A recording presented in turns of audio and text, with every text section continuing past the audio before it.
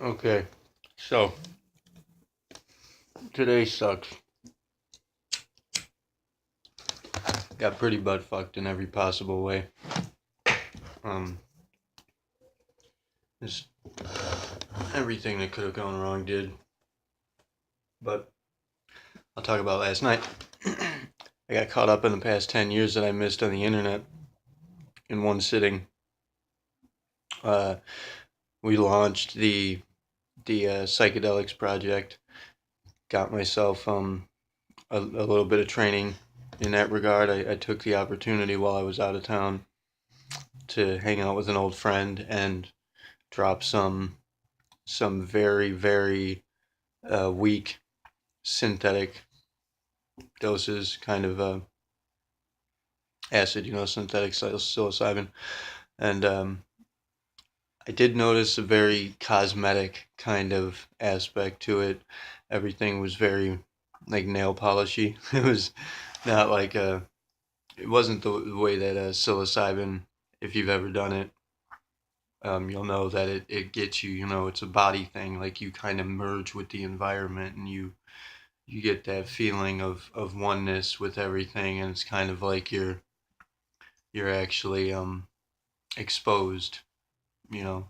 Whereas this was kind of like a glossy, kind of very cosmetic, synthetic sort of thing, and I had to overdose to get there.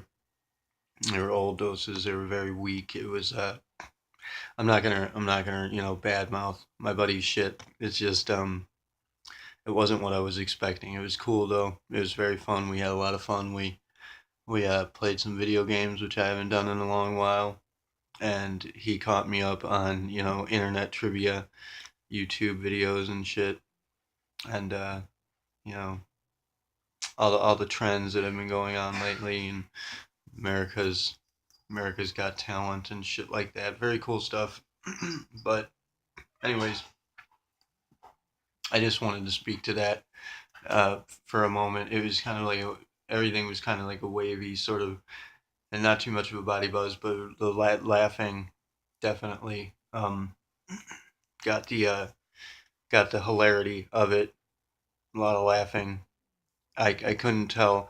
Dude has such a beautiful setup for gaming and whatnot. Gigantic TV, 4K, and all that shit. That I don't even really know what that means, but um, it is such a beautiful setup and such great visuals that it's hard to tell whether it was me or that.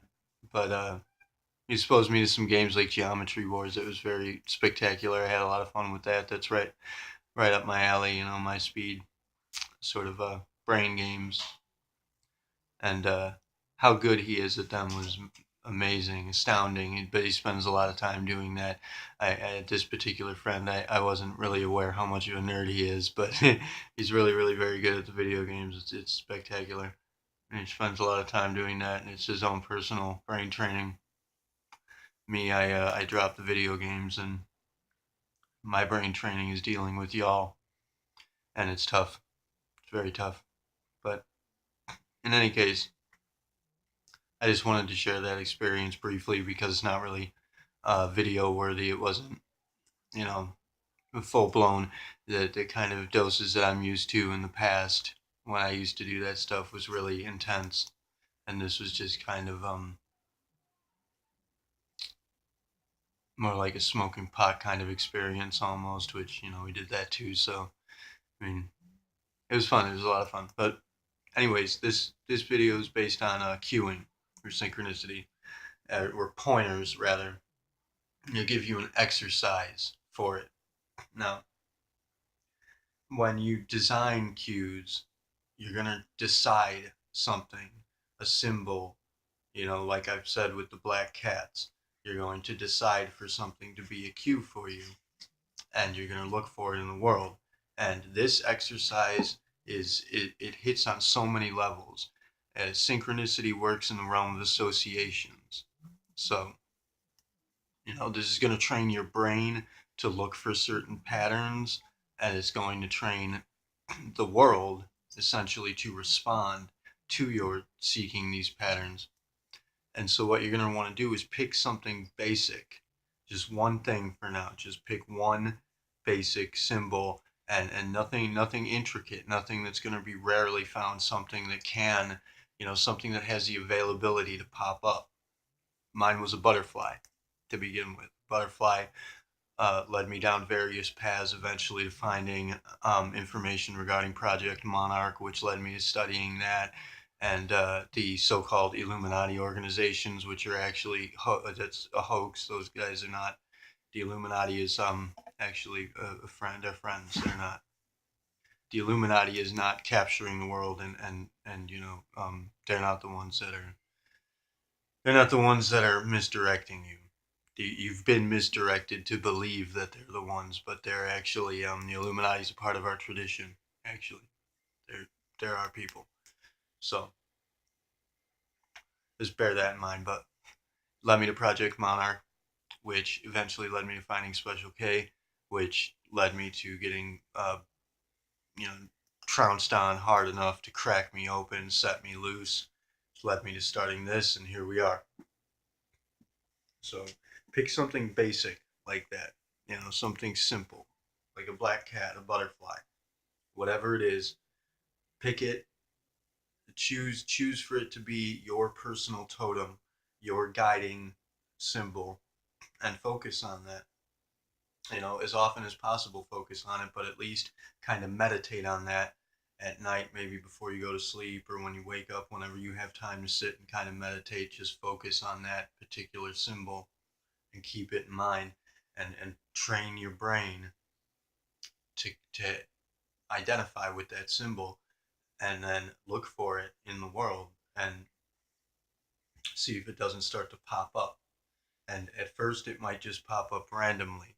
You might see it from time to time here and there, and it won't mean a whole hell of a lot, but it is the world getting familiar with you. See, you don't know that you have this connection with the world. You think that, well, most people think that the world is out there somewhere. The world is not out. There is no out there. There's nothing out there. It's all in here. Your eyes ain't seeing shit. It's your brain.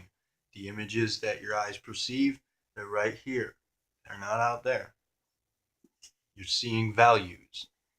Now, when you can retrain your brain to see values instead of images, when you can retrain your pattern processing systems to identify with a value, a meaning, a reason, a purpose, instead of, a color scheme or what have you, which I suppose I probably have an advantage in that regard, being somewhat color deficient.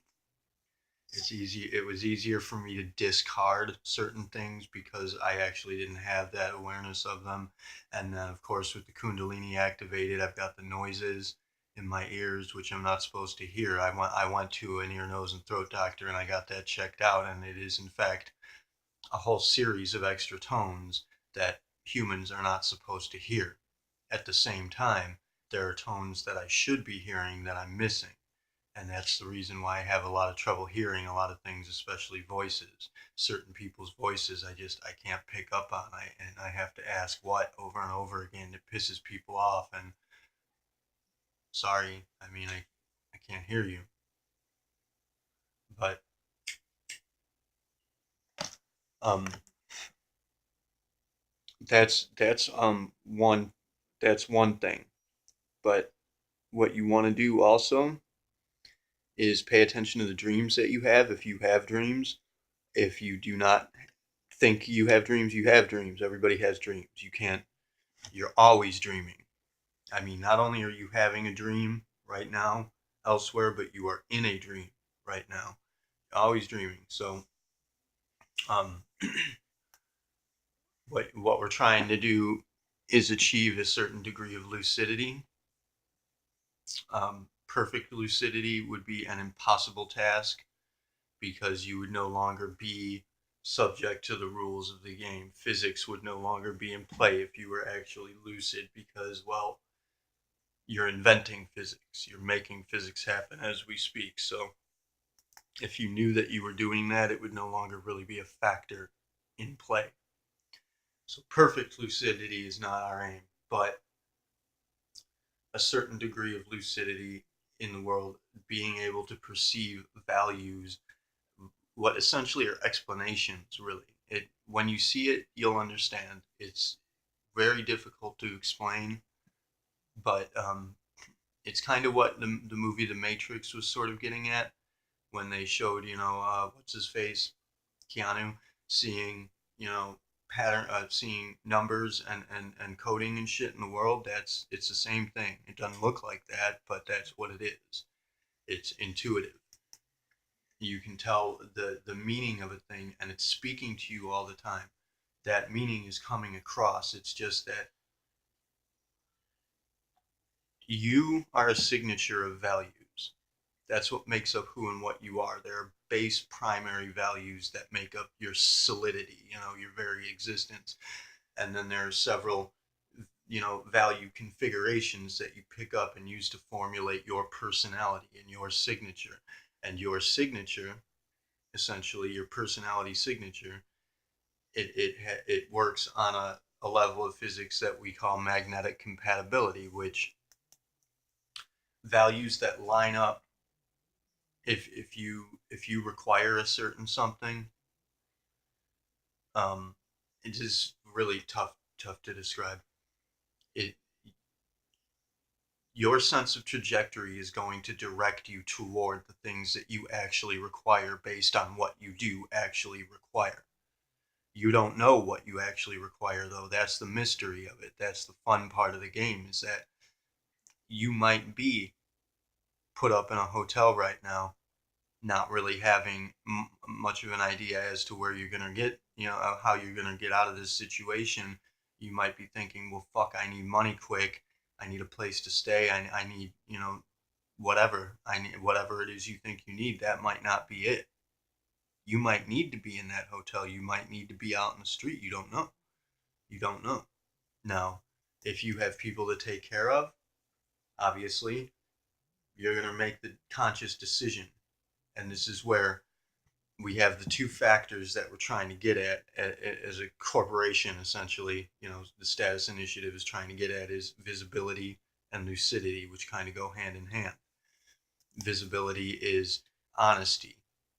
If you're able to be honest, to share yourself with the world, if you're able to show yourself, if you're not afraid to share who and what you really are, and there's nothing that you're hiding, if you're not trying to hide from the world, then the world can see you and it can react to you more promptly. That's why you develop this relationship with the world, and that's why you're going to be using this one specific cue to retrain your brain to develop that relationship. Remember, neurons that fire together wire together. You're building an association. You're trying to build a lasting relationship in the brain, and that's why you want to continuously focus on this, meditate on it. If you're moving fast enough, you can exchange values at will. You can immediately just decide, reshuffle your deck, and say, well, this is my cue, and then boom, it'll be there. But you guys aren't moving fast enough, and quite frankly, neither am I at this point. I've been slowed down quite a bit, and I have a very small window of time remaining before I'm going to be shut down entirely for what might seem like a couple days to you guys, but it's going to be a long, long fucking time for me. I'm going to be out of the game, and this is going to suck a fat dick. Fat dick. But shit happens. Anyways,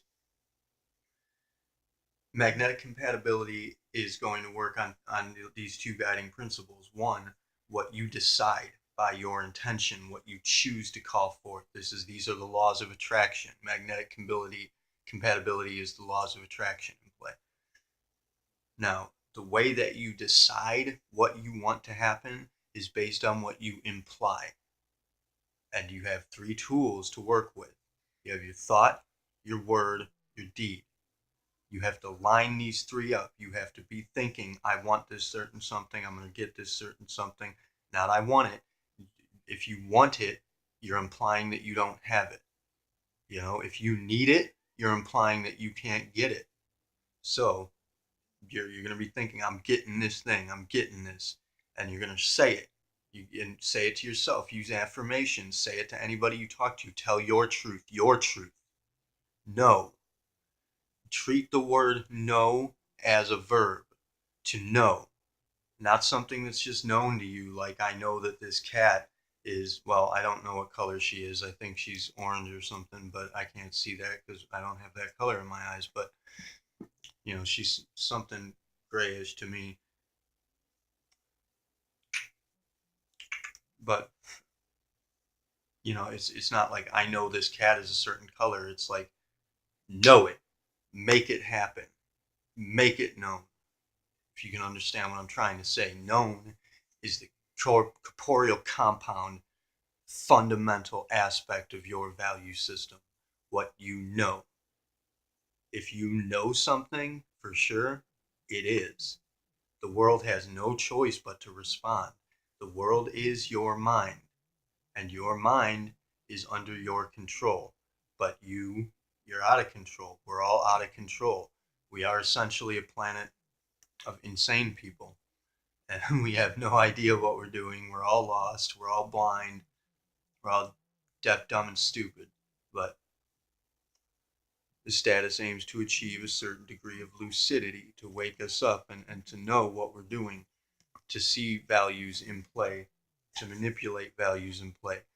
Now, magnetic compatibility is going to be constantly trying to pull you towards what you actually require, and it's going to be dragging what you actually require to you.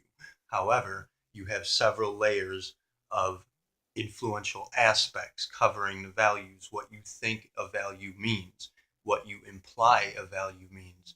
If you think that, for example, this chair, it's broken, so right there, automatically, my brain is going to see this chair and it's going to identify it as broken. That's an aspect. The chair itself is just sit here. That's its value. Sit here. That's the primary value of what it is. Just this is for resting. However, the chair's broken. So first thing, my brain's going to be thinking broken.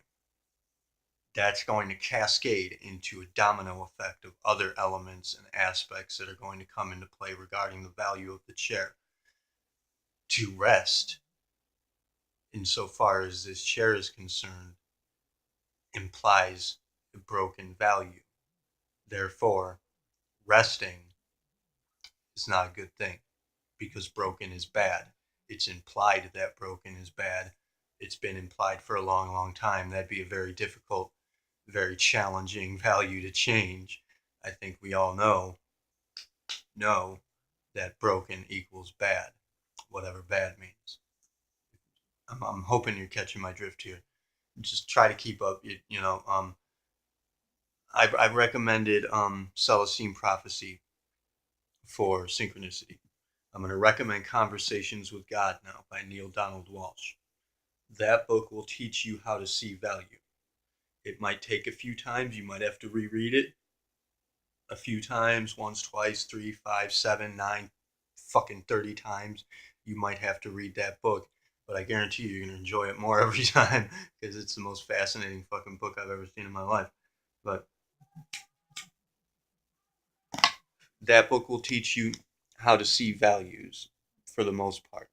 It's going to show you what we have identified through implication, what things mean. It is kind of based on the psychology of the laws of attraction and falls into the realm of association. It's a very informative book and has little to do with God or religion. Really, it's you'll just read the fucking thing.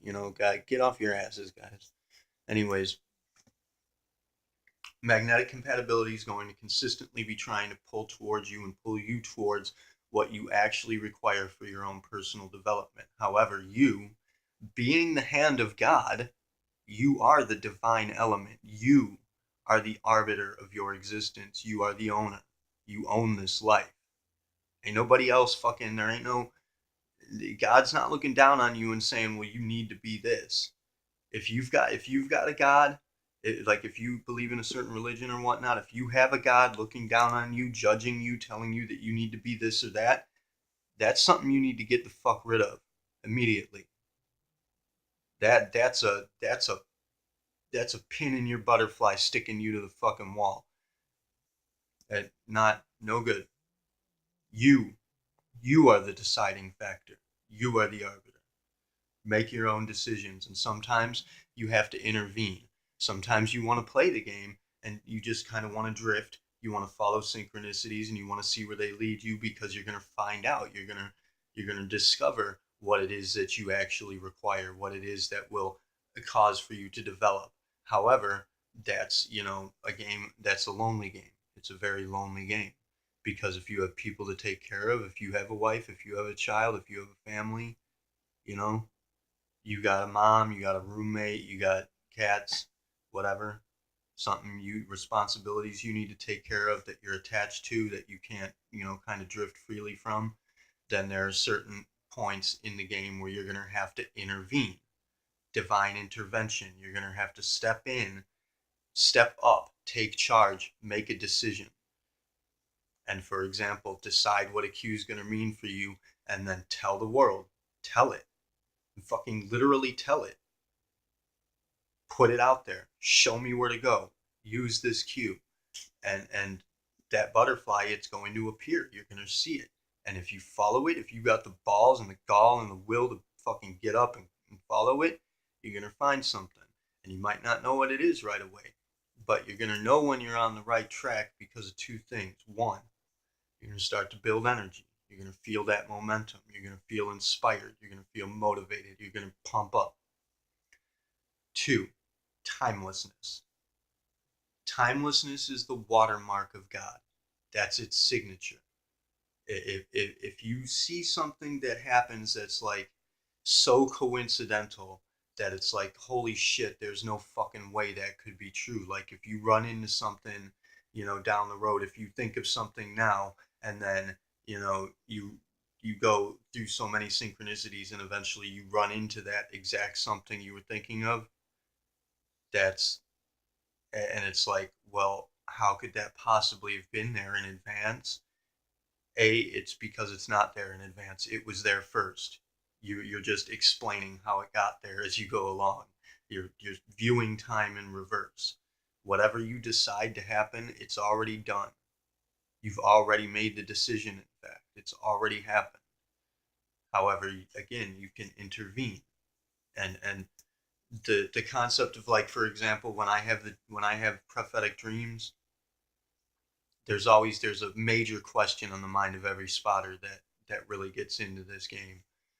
Is, if I have a prophetic dream, for example, if I see an apocalypse scenario, if I see that the status initiative fails, and so, and reality goes haywire, and things go downhill and things get really really bad, I see that in a dream, and if that happens, you have to be asking the question, did I see that happen in advance? Was I warned of it? Did I have a dream that showed me the future? Or did I make that happen? Because you are the arbiter. You have that power. You can recreate the whole damn world if you know it. If you absolutely know it. But convincing yourself to know something that you're thinking isn't true can be a pretty fucking difficult task. It can be done, and that's why we have spell casting and such. That's why we have things like witchcraft, because it's a superstitious factor. Again, it's like so many people think of a certain thing, and it gets embedded into the collective unconscious, as Carl Jung would have termed it. It gets embedded into the mind of God, the greater soul, our one soul. It knows it. Your subconscious mind knows what these things mean, and this is how spot casting works. You give somebody a suggestion, like a glyph, an image, a symbol that means a certain something. If it's well known enough, if the whole world knows what this symbol means, it doesn't matter if that person's ever seen it before. You show it to them and their brain's going to know what it means, and it's going to cause for their brain to imply that meaning, and project that into the world.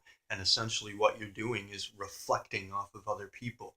You're bouncing a suggestion off of somebody and they're just amplifying it. You're placing an implication upon somebody and you're getting amplified feedback from them. And the more people that you do this to, the greater the amplification of the feedback is going to be. And that's where I'm getting at. That's what I'm attempting to do here with the status initiative. As I've said, first and foremost, we are an intention experiment.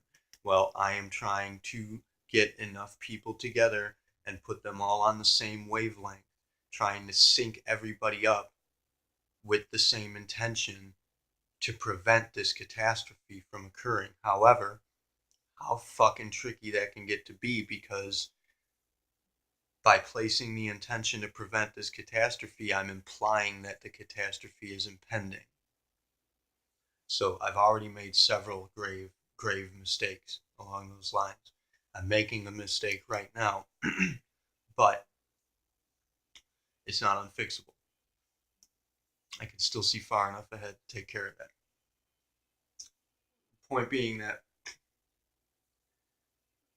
it's through our intention and our implication. We intend for something. If you it could be that you're put up right now, you're shit out of luck, you're running out of time, and it could very well be that the world is putting you in this situation so that you can learn something from it. You're going to run into something specific that's going to be the be all end all of that. It's going to teach you a very important lesson. However, you might, somewhere deep down at the bottom, be willing to discard that lesson in exchange for another, and you can do that. You can go through the karmic steps, as it were. And this is what karma really is. This is a really tangent video, and I apologize for that, but this is just it's an exercise. It's not really going to be a course related video. This more like a lecture. Karma is not getting payback for past. I hurt somebody in the past, and so they're going to hurt me in this life. That's bullshit. Karma is essentially luck. It's what you imply to the world is going to happen, and the more that you imply something, like if you think ill of yourself all the time, you're going to be ill. You're going to produce what you imply repetitively, and your thoughts, your words, and your actions, you're going to think ill of yourself. You're going to speak ill of yourself and your situation, the people around you. You're going to start to speak ill of people around you. And then, of course, you're going to act on it. You're going to start maybe using drugs, maybe drinking, hurting yourself, doing whatever. And you're just going to continue to amplify that implication until the world has just you corner the entire world and you give it no other option but to just keep fucking beating you down. And it's a sad state of affairs, and many people do that. I used to do that.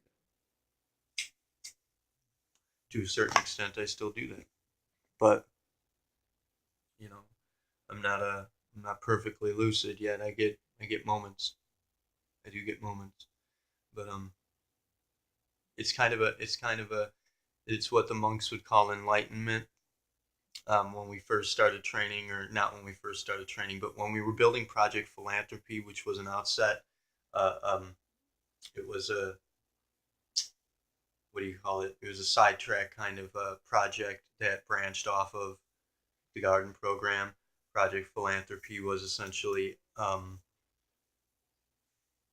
like the work that we're doing with the Status Initiative, with fundraising campaigns and whatnot. It was just kind of trying to contribute to the world, give things to people. We built libraries, and we tried to share knowledge with people. And anybody that was in trouble, we would help them out. That's actually how I met my wife, my my truest love. And she was one of the people that we were helping.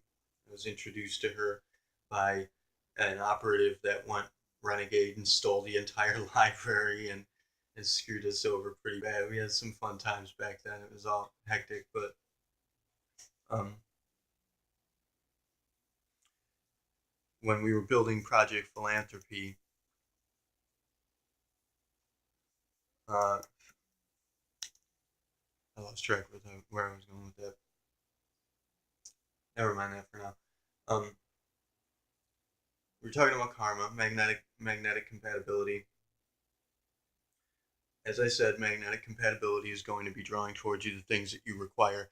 And the thing of it is that you're either going to be playing the game on one of two levels. You're either going to be just kind of drifting, or you're going to be operative, using your sense of trajectory to control, manipulate the values in play, and do your very best to actualize your environment. Oh, I remember when we were building Project Philanthropy.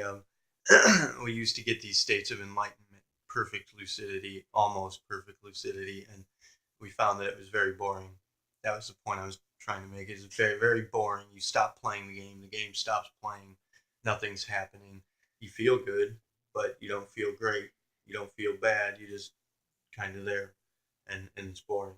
Anyways, magnetic compatibility is going to be constantly drawing towards you what you require, and the point of the game in that when you're playing that in that level is to try and identify what it is that you do require, because things are going to be coming at you that are shitty, a lot of shitty things, challenges are going to be presented, and you're not going to know, you don't know that these things are actually good for you. You think they're bad, and when you react to them in a negative way, you amplify that, and so it just gets worse and worse and worse, and it's a fucking downward spiral. uh, if you're incapable of understanding that the point of the game they're at is to identify these values as they come at you. And of course, if you can't even see value for what it is, what are you going to do? You're going to fight it. You're going to produce resistance. And this is, I guess, this would be the training aspect. And resistance is good during training. Resistance is like putting more weight on the bar that you're lifting. But in practice, resistance is just resistance. That's when you're operative. You don't want to be resisting. You don't want to be fighting. You want to be you want to see the flow as it's happening, and you want to direct it. It's time to be fluid, like water, like Bruce Lee used to say. Be like water, and water is unbreakable. It's fluid. It moves around everything. It's not you can't break it. It's gonna go where it goes, and it's impenetrable. So that's what you want to do if you're playing the game operatively, which is what you're going to need to do at this point. You want to design that cue, and then you want to put an intention in your mind. You're going to say, I'm going to get this, whatever it is you need, whatever you want, whatever you're going for. You're going to keep that in mind. You're going to focus on that, and you're going to build a relationship between that cue, whatever the symbol is that the butterfly, the black cat, whatever it is that you decide, and that intention. Don't make that cue like a person or something. Don't make that cue something too complicated. It has to be basic. It has to be simple. It has to be something that the world can easily produce for you. Because the world can't be producing, if you think like my girlfriend's going to be my cue, obviously she's not going to fucking pop up around every corner. It's impossible. It's not impossible, but it's too difficult. You need to work with the world, be friends with the world. Develop that friendly relationship, allow for things to be easier. So focus on that cue. This is a meditation. I guess you could place this in the meditation exercise realm of the course's training videos. Um, Take a cue, basic cue, identify it.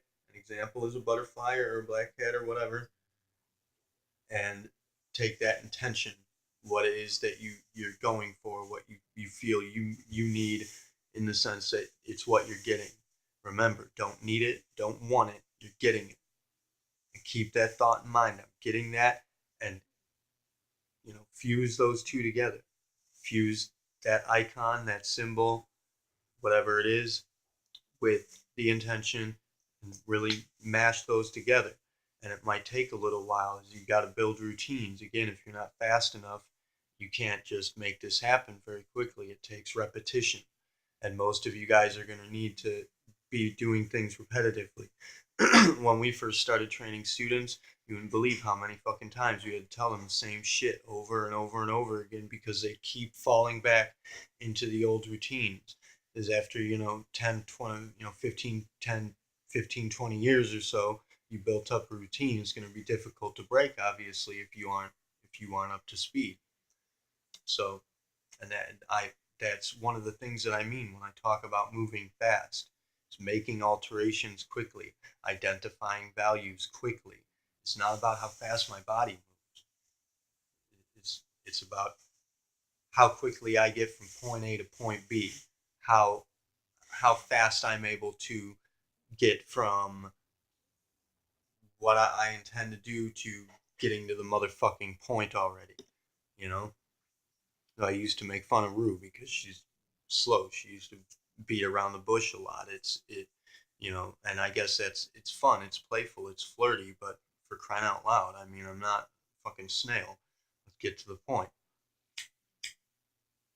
So that's what I mean when I say that's one of the things I mean when I speak about speed and moving fast. Another aspect is bending time, which involves setting things up in such a way for something to be effective at the widest range possible so that one cue, one instance, one song that I post can affect as many people as possible in as many different ways as I possibly can at once so that I can save the time it would take to speak to each one of them individually just by posting a song. They get the message.